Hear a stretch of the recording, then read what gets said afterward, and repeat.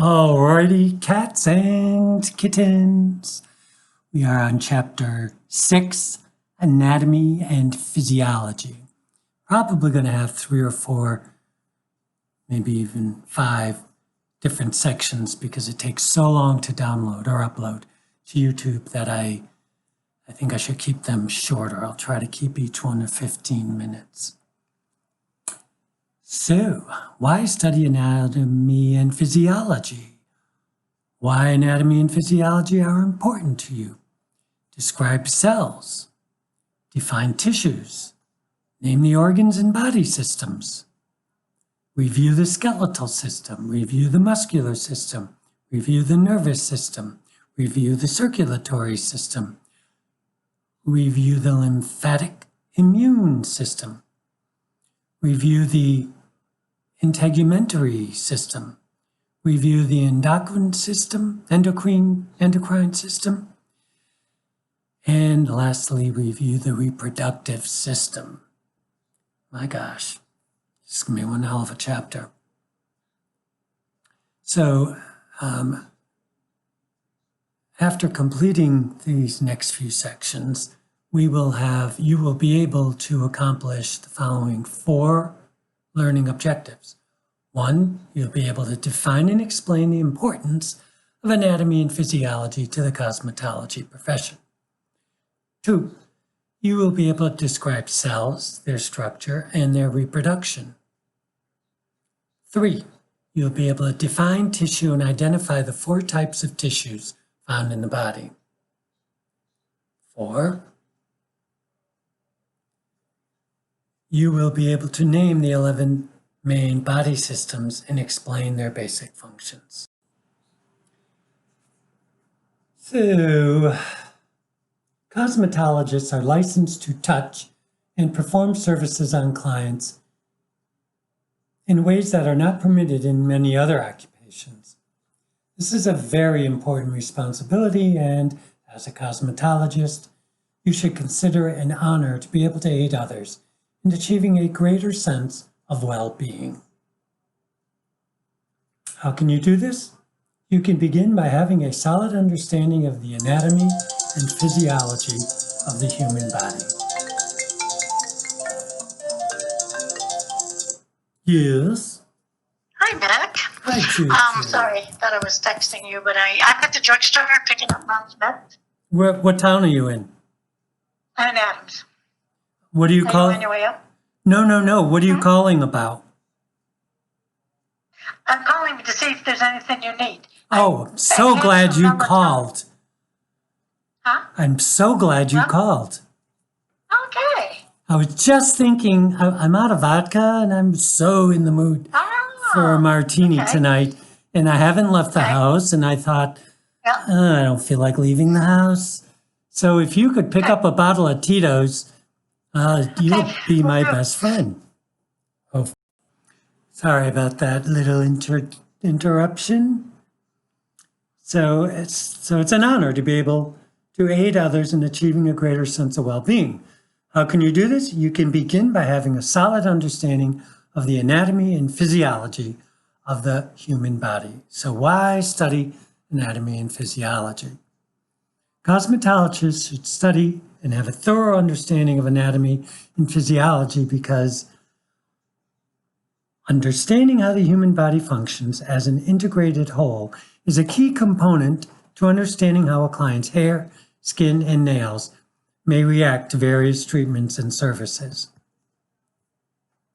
And because you will need to be able to recognize the difference between what is considered normal and what is considered abnormal for the body in order to determine whether specific treatments and services are appropriate and what should be referred to a physician. And understanding the bone and muscle structure of the human body will help you use the proper application of services and products for scalp manipulation and facials. Learning objective number 1.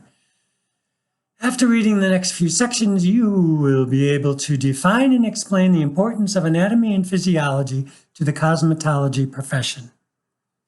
Why anatomy and physiology are important. While you should have an overall knowledge of human anatomy, cosmetology is primarily limited to the skin, muscles, nerves, circulatory system, and bones of the head, face, neck, shoulder, arms, hand, lower legs, and feet.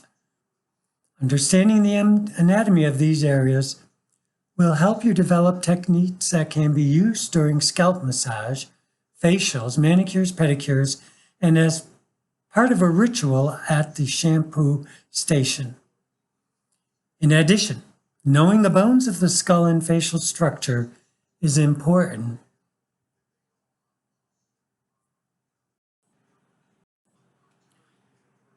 to designing flattering hairstyles that gracefully drape the head and for skillfully applying cosmetics.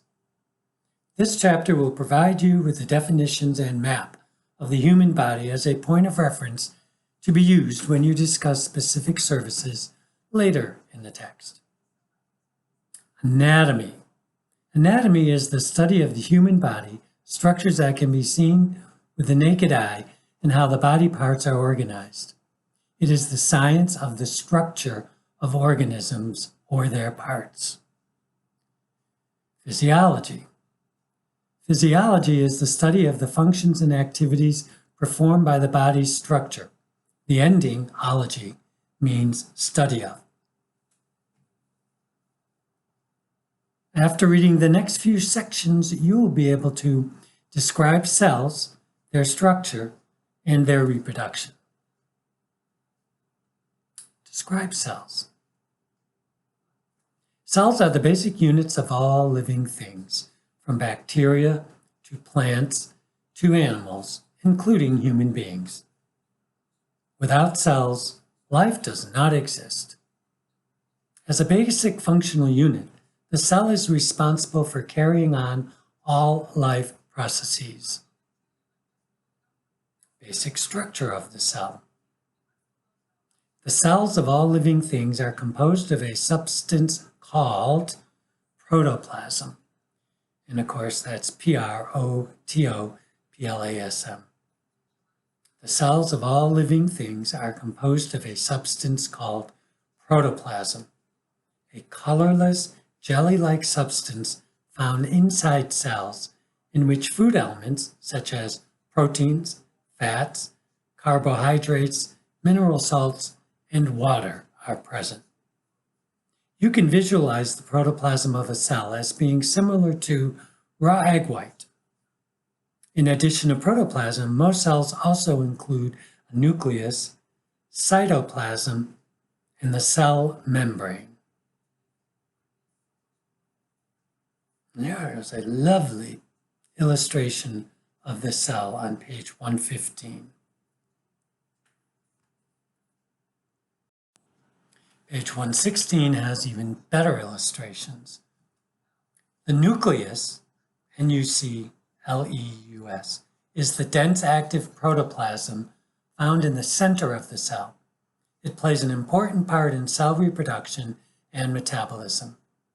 You can visualize the nucleus as the yolk in the middle of an egg, raw egg. The cytoplasm, C-Y-T-O-P-L-A-S-M, is the watery fluid that surrounds the nucleus of the cell and is needed for growth, reproduction, and cell repair. It is the protoplasm of the cell.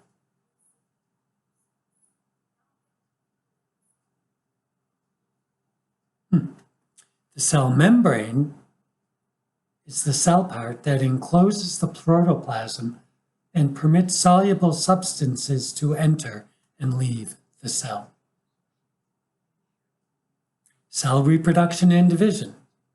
Cells have the ability to reproduce, thus providing new cells for the growth and replacement of worn or injured ones. Mitosis, M-I-T-O-S-I-S, mitosis is the usual process of cell reproduction of human tissues that occurs when the cell divides into two identical cells called daughter cells. As long as conditions are favorable, the cell will grow and reproduce. Favorable conditions include an adequate supply of food, oxygen, and water, suitable temperatures, and the ability to eliminate waste products. Learning objective number 3. Define tissue, and after this section you'll be able to define tissue and identify the 4 types of tissues found in the body. Define tissues. Tissue, T-I-S-S-U-E, is a collection of similar cells that perform a particular function. Each kind of tissue has a specific function and can be recognized by its characteristic appearance. Body tissues are composed of large amounts of water along with various other substances. There are 4 types of tissue in the body.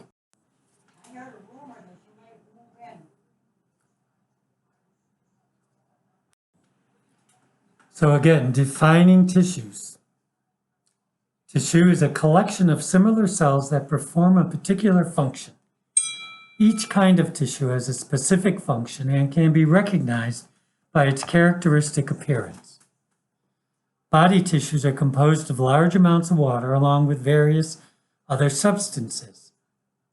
There are 4 types of tissue in the body. We'll discuss each of them, but I'll read them. Connective tissue, epithelial tissue, muscle tissue, and nerve tissue. Connective tissue is fibrous tissue that binds together, protects, and supports the various parts of the body. Examples of connective tissue are bone, cartilage, ligaments, tendons, blood, lymph, and adipose tissue, A-D-I-P-O-S-E. Adipose tissue, a technical term for fat. Adipose tissue gives smoothness and contour to the body while protecting internal organs and insulating the body. There's a picture of a body on page 117 if you need to know what a body looks like, and it's a male body, and it's naked.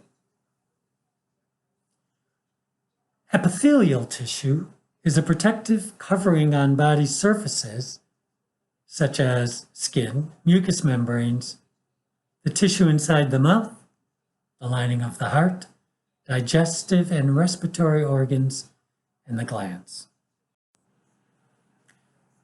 Muscle tissue contracts and moves various parts of the body.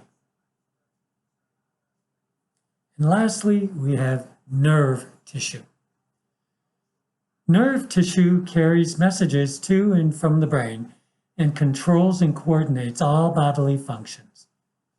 Nerve tissue is composed of special cells known as neurons that make up the nerves, brain, and spinal cord.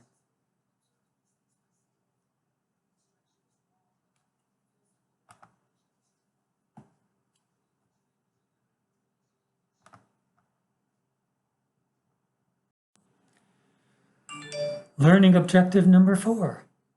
After reading this section, you'll be able to name the 11 main body systems and explain their basic functions.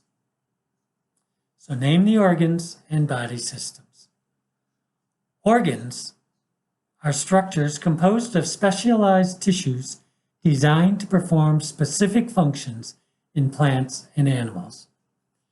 During development of a fetus, tissues are assigned to specific functions in the body, and they develop specifically for those functions. For example, lung tissue would not work as part of the brain as it is designed to serve a specific function in the lungs. Body systems are groups of body organs acting together to perform one or more functions. Table 6.1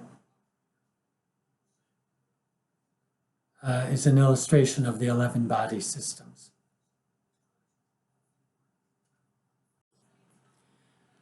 As a summary, understand that the basic structure and function is the cell. Cells are organized into layers or groups called tissues.